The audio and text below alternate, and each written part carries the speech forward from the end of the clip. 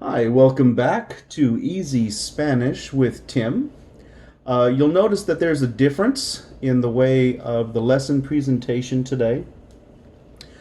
I changed English to red, and these other languages here, the other 12 languages that you see here, are languages that are normally on my lessons for learning English. And so I changed it up a little bit in case other people want to learn Spanish with their native language as a base. Okay, vocabulary number one, dictionary, diccionario, diccionario. So notice that the first one sounds like a K, the second one sounds like an S because the C comes before the I. So it's the same rule in English. Anytime a C is in front of an I or an E, it's going to sound like an S, just like in English. Diccionario, diccionario. Number two, there are two different ways to say pen. You can use pluma, like the plume, like a feather, pluma, or you can say bolígrafo, bolígrafo, ballpoint pen, basically, or ball writer, bolígrafo. So both of these words mean pen, bolígrafo or pluma. Number three, libro, libro. That means book, libro, libro. Eraser, depending on the country, they're going to use either goma or borrador. Goma or borrador. Number five, papel. Papel. Paper. Papel. Number six, celular. Celular. Celular. Number seven, cuaderno. Cuaderno. Cuaderno. Cuaderno. Cuaderno. Number eight, lápiz. Lápiz. That's pencil. One more time, diccionario, bolígrafo, pluma, libro, goma, borrador, papel, celular, cuaderno, lápiz. Okay, second page. For the word for backpack or book bag is mochila. Mochila. Mochila. Number three, objects, objetos. Objetos.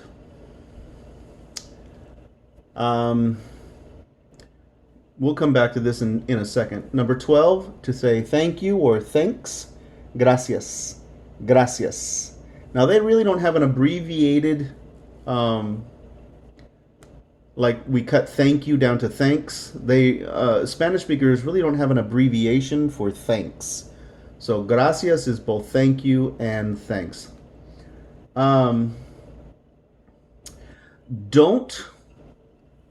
in particular, will always be the word no. Or the word doesn't, it's always going to be the word no. The only negative that Spanish speakers have is no.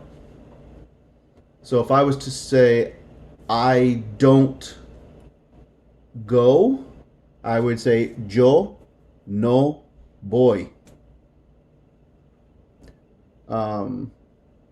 It's no is their only negative. They don't have not, they don't have isn't, aren't, they don't have wasn't. They just stick no in front of the verb. So the negatives are very simple. They have one. We have 12. They have one. Okay? And this is actually don't do. It's not do not. It's actually don't do. No hace. Don't do it, basically. Not do not. This is a very loose translation. So just think of the negative, all negatives in English are no in Spanish. Okay, so let's take a look at our vocabulary words. Paper in Spanish, papel. Dictionaries or dictionary in Spanish, diccionario. Pencil in Spanish, lápiz. Notebook, cuaderno, cuaderno. Some people, some countries actually use the word carpeta for a notebook or a binder. So it'll depend on the country of origin of whoever's speaking Spanish to you. But you can either use cuaderno or carpeta, which is basically the word carpet with an at the end, carpeta. Okay? Backpack, mochila. Cell phone, teléfono celular, or just celular. Okay? Pens, plumas or bolígrafos. Plumas or bolígrafos. Eraser, goma or borrador.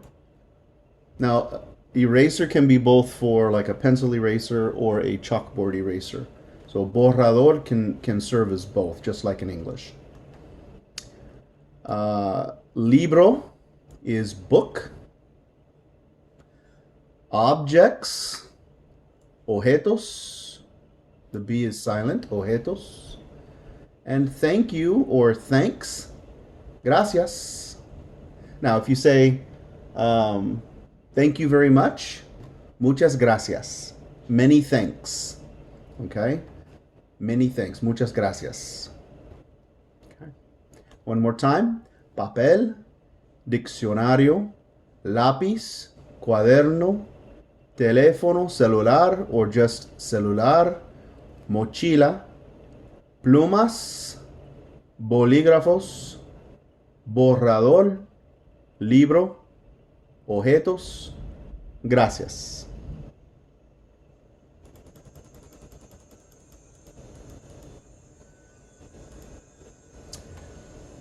Okay, so this is what I was talking about earlier. Spanish speakers only have the word no as the negative.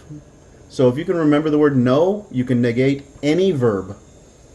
I don't want to sleep. Yo no quiero dormir.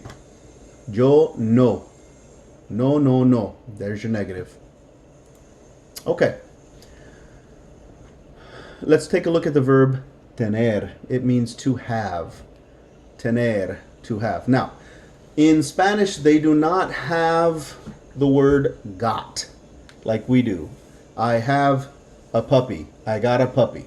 They don't do that. And so anytime you have the word have, you're going to be using this verb, tener, 99% of the time. I'm sure there are others out there that you can use, but this is the most popular for the verb to have. Okay? All right.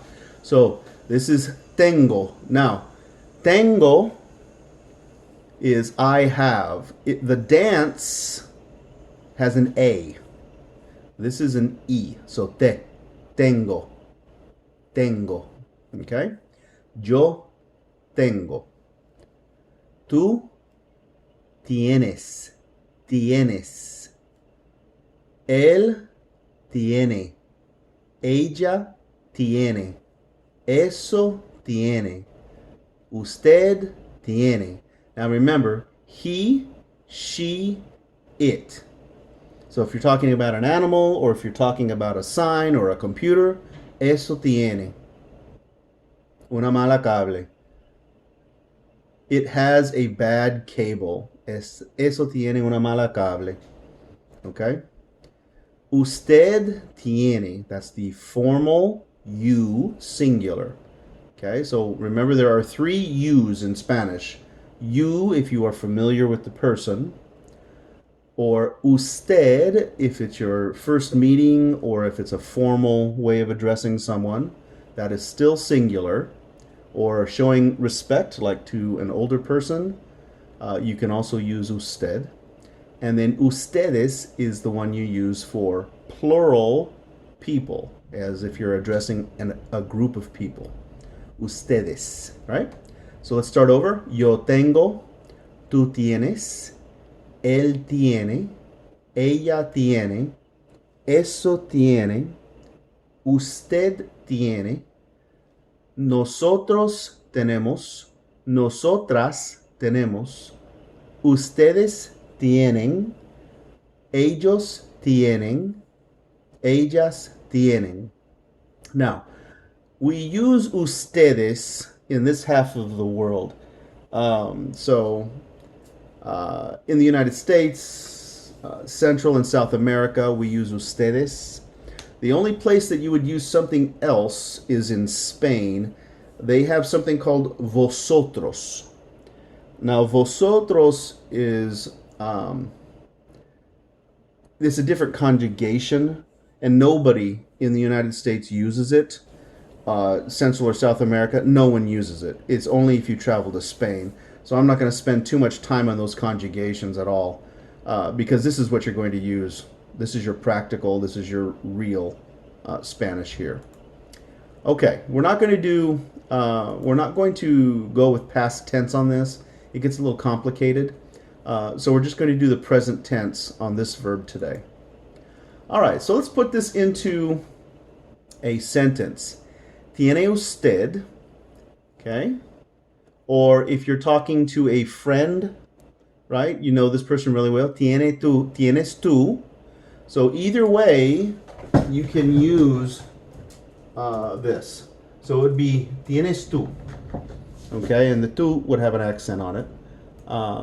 It means exactly the same thing. Tiene usted or tienes tú. Una or un, okay? So depending on if the object is a masculine or a feminine, un or una, okay, you're going to use those for this. So let's start out with an easy one. Let's take a look at the word book. Because it ends with an O, most words that end with an O are masculine, so we're going to use un. Tiene usted un libro? Do you have a book? If the person answers yes, like you're trying to borrow it, they'll say sí, toma. Toma is the word, is like saying take it. Take this or take it. Sí, toma. Okay? So this comes from the verb tomar. So you can use that for take, or you can use that for to drink, like take your medicine, or take a trip, or take this object I'm giving you. If the answer is no, no tengo. No, I don't have. No, no tengo. Or no lo tengo. Right? I don't have it. Okay? In Spanish, it is necessary to put the verb. In English, the verb is implied. Okay? No, I don't have one. Have one or have it, that's implied, because we've already used have in the question. In Spanish, you'll either just say no or no, no tengo. You're going to have to use that verb. Okay, so it's a little difference in the grammatic setup. Okay, ¿Tiene usted un libro? Sí, toma. ¿Tiene usted un libro? No, no tengo. Okay, let's try a feminine word. Let's try backpack. Okay, mochila. Okay, so now we're going to use una. Una mochila. ¿Tiene usted una mochila? Do you have a backpack? ¿Tiene usted una mochila? Sí, toma. ¿Tiene usted una mochila? No, no tengo. So let's break this down a little bit slower. ¿Tiene usted una mochila? ¿Tiene usted una mochila? A little bit faster. ¿Tiene usted una mochila? Okay. To answer, sí, toma. Yes. Here you go. Sí, toma. Or no, no tengo. No, I don't have one.